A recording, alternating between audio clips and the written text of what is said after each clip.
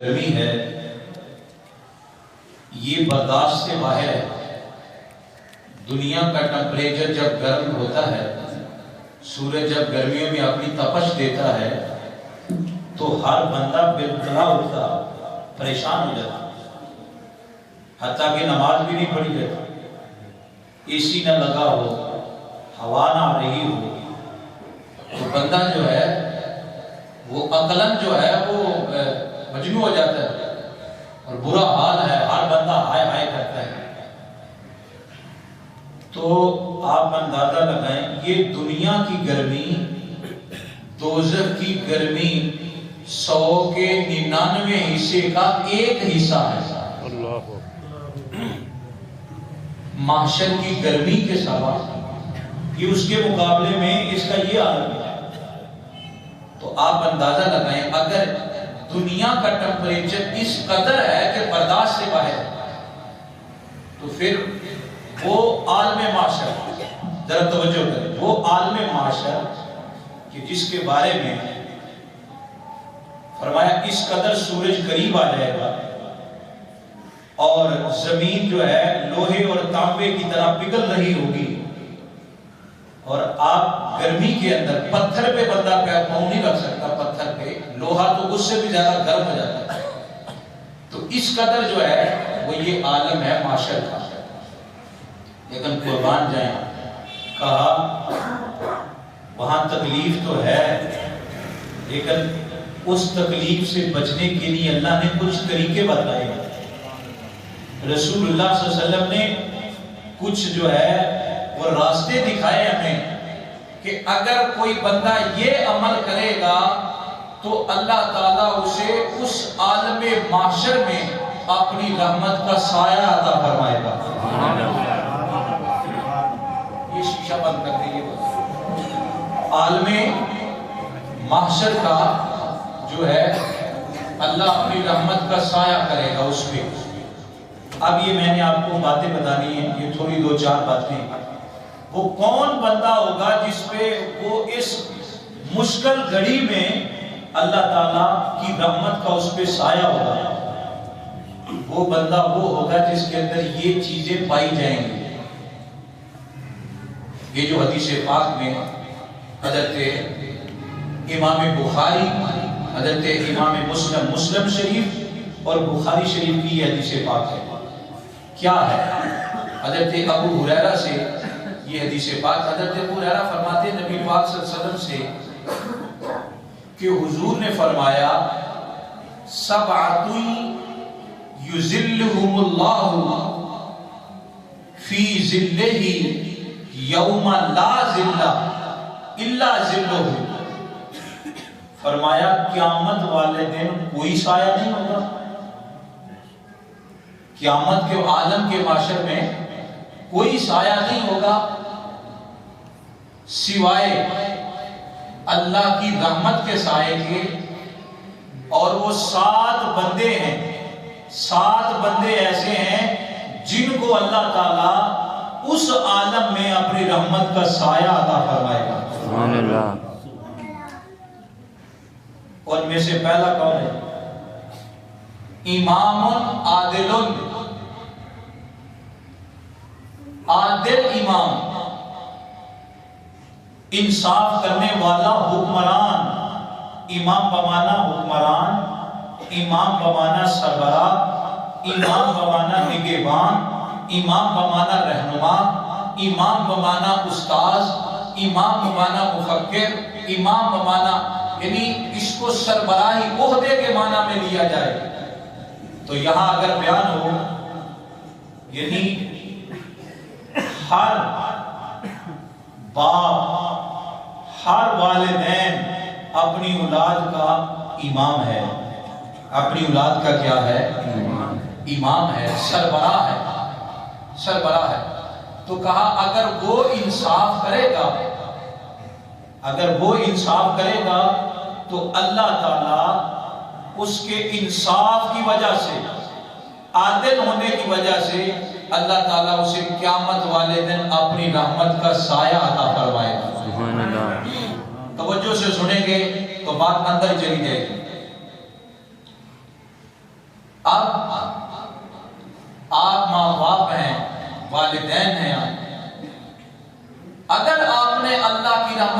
سایہ معاشر کے میدان میں لینا ہے تو آپ کو اپنے گھر کے اندر انصاف کرنا ہے. کیا؟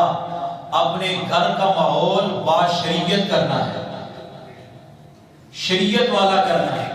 اپنی اولاد کو صراط مستقیم پر لانا ہے. حضرت نہ میں کہتا ہوں زیادہ علم ہو، زیادہ عبادت ہو، زیادہ زہد ہو، زیادہ تقوی ہو. میں سمجھتا ہوں اس بندے کا عالم واہ واہ ہے. سب سے زیادہ عقل مند باشعور وہ انسان ہے جو اپنی اولاد کو نیک بنا جاتا ہے، جو اپنی اولاد کو صراط مستقیم پر لگا جاتا ہے. اللہ تعالیٰ ایسے شخص کو کل قیامت والے دن اپنی رحمت کا بولیے اپنی رحمت کا سایہ عطا فرمائے. اور پیسے سے بندے کی شہرت نہیں ہوتی، یاد رکھیں. اور زیادہ دنیا داروں کو یار بنانے سے بندے کی شہرت نہیں ہوتی. بندے کی عزت کس سے ہوتی ہے؟ جب آپ کی اولاد، آپ خود اچھے کام کریں گے تو اللہ تعالیٰ آپ کے اچھے کام کی وجہ سے، بے شک آپ کا گھر کمزور ہے، مال نہیں ہے، آپ غریب ہیں، بالکل دعا سلام نہیں ہے، لوگ آپ کو جانتے بھی نہیں ہیں، لیکن آپ کے اعمال اچھے ہیں تو اللہ تعالیٰ آپ کو چن کے اس طرح باہر نکالے گا اور لوگوں سے آپ کی عزت کروائے گا. سبحان اللہ. اس لیے یہ بات ہے. دوسری بات فرمایا ایسا نوجوان وشاب نشأ فی عبادت اللہ تعالی، ایسا نوجوان جو جوانی میں عبادت کرے. ہمارے اندر یہ بڑی چیز ہے کہ ہم کسی کی اولاد کو تہمت لگانے کے لیے بڑی زبان چلاتے ہیں، کسی کو کچھ کرنے کے لیے بڑی زبان چلاتے ہیں، لیکن اپنے بچوں کا نہیں پتا کہ وہ نماز بھی پڑھتے ہیں کہ نہیں، وہ مسجد میں بھی آتے ہیں کہ نہیں. یہ دیکھ لو.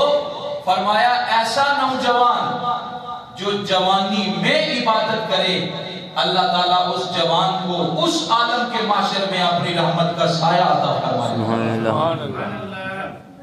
اور تیسرے نمبر پہ فرمایا وَرَجُلٌ قَلْبٌ مُعَلَّقٌ فِي الْمَسَاجِدِ، فرمایا ایسا بندہ جس کا 24 گھنٹے دل مسجد کے ساتھ لگا رہتا ہے. کیا مطلب؟ فجر کی نماز اس نے پڑھی ہے، اب اس کا دل کرتا ہے بس جلدی جلدی ظہر کا ٹائم آئے، اگلی نماز کا ٹائم آئے تو میں فوراً مسجد میں جاؤں اور اللہ کی بارگاہ میں سجدہ کروں. بازار میں ہے، بیٹھا بازار میں ہے، لیکن دل مسجد کے ساتھ معلق ہے. بیٹھا گھر میں فیملی میں ہے، لیکن دل مسجد کے ساتھ معلق ہے، مسجد سے جڑ گیا ہے. فرمایا ایسا شخص بھی قیامت والے دن اللہ کی رحمت کے سائے تلے جگہ اس کو ملے گا. جس کا دل مسجد کے ساتھ اٹھ فریدہ ستیا تے تو جاڑو دے مسیح، تو ستا رب جاگدا تیری کادے نال برید. اس بات سے بزرگ فرماتے ہیں کہ پرید یہ ہے کہ یار کا بلاوا آئے تو بندہ بازار میں وقت گم کر دے، آگے پیچھے گم کر دے. تو فرمایا جس کا دل مسجد کے ساتھ جڑ گیا ہے اللہ اسے بھی قیامت والے دن اپنی رحمت کا سایہ عطا فرمائے گا. اللہ آگے فرمایا وَرَجُلَانِ تَحَابَا فِي اللَّهِ اجْتَمَعَا عَلَيْهِ. بہت بڑی بات. اللہ فرمایا جو اللہ کی رضا کے لیے، جو اللہ کی رضا کے لیے جمع ہو. وَرَجُلَانِ دو بندے تَحَابَا فِي اللَّهِ اجْتَمَعَا عَلَيْهِ. فرمایا دو بندے آپس میں مل کے بیٹھے اللہ کی رضا کے لیے. آپ کس لیے آئے ہیں؟ اللہ کی رضا کے لیے. محبت ہی ہے تو آئے ہیں نا. آپ کو ان سے محبت ہے، آپ یہ محبت کا تعلق ہے. جی فرمایا اگر دو شخص آپ کو محبت کی وجہ سے آپس میں جڑ گئے تو فرمایا یا جڑ جائیں یا کوئی دوسرا جوڑ دے. یعنی دو بندے ناراض تھے، ان دونوں کی صلح کروا کے ان کو آپس میں جوڑ دے، ان کا رشتہ جوڑ دے، ان کا تعلق جوڑ دے۔ اس لیے فرمایا رسول اللہ صلی اللہ علیہ وسلم نے میں جوڑنے آیا ہوں، جو میری امت کو جوڑے گا وہ جنت میں جائے گا، جو میری امت کو توڑے گا وہ دوزخ میں جائے گا۔ اس لیے فرمایا محبت کی بنا پہ آپس میں بیٹھ جانے والا شخص یہ بھی کل قیامت دن اللہ تعالیٰ کی رحمت کے سائے تلے اس کو جگہ نصیب ہوگی۔ لیکن پچھلی باتیں میں ساتھ ساتھ نہیں، آگے فرمایا اللہ اکبر وَتَفَرَّقَ عَلَيْهِ، اور جب آپس سے جدا ہوتے ہیں یہ نہیں کہ مطلب نکلا جی تو ساتھ ساتھ رہا، مطلب نہیں نکلا تو کہا تو کون تو میں کیوں۔ اس کے بارے میں بزرگ فرماتے ہیں، بولیے نا ذرا سبحان اللہ۔ آپ فرماتے ہیں بے مروت دیاری کولوں سنگ چوڑے دا چنگا،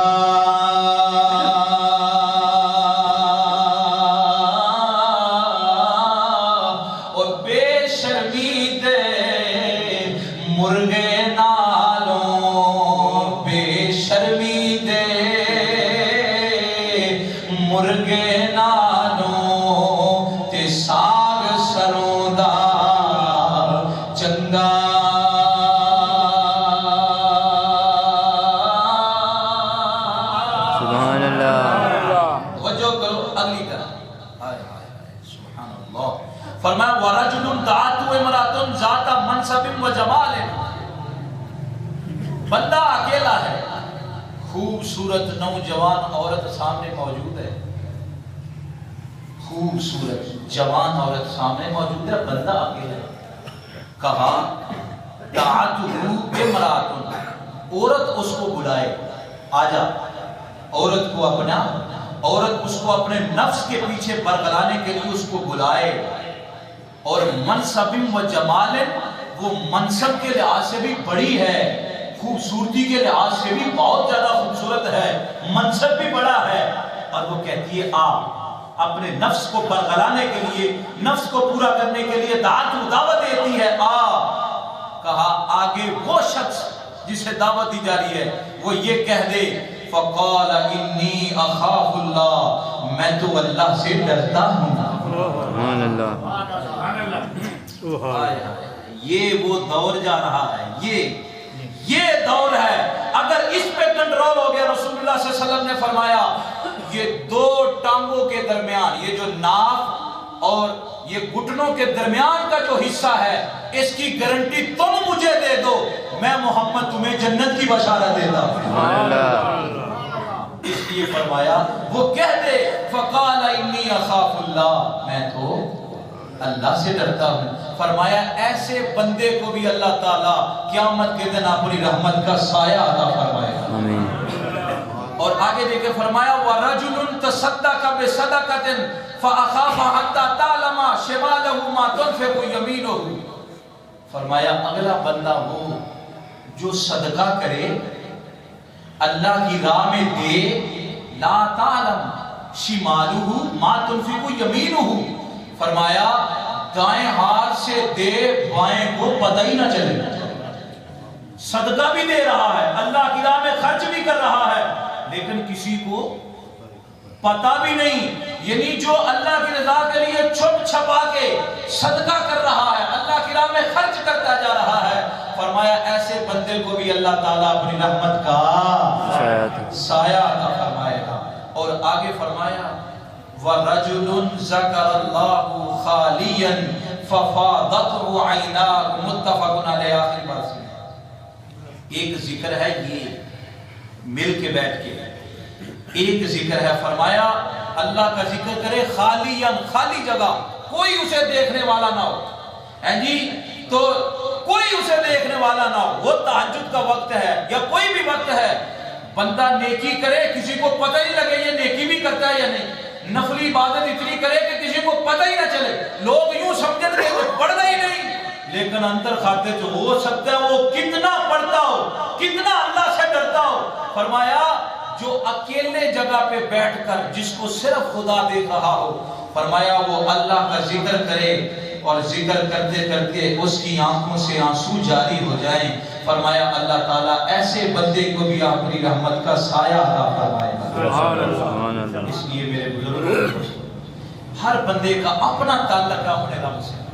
میں نہیں کہتا کہ میرا زیادہ ہے آپ کا زیادہ، نہیں، یہ تنہائی اللہ واحد رب واحد ذات ہے جو تنہائی میں زیادہ ملتا ہے، جو تنہائی میں زیادہ ملتا ہے، جو کہتا ہے ذرا مجمع سے نکل، ذرا باہر آنا، اکیلے پن میں بیٹھ، اب سنا دل کی بات سنا۔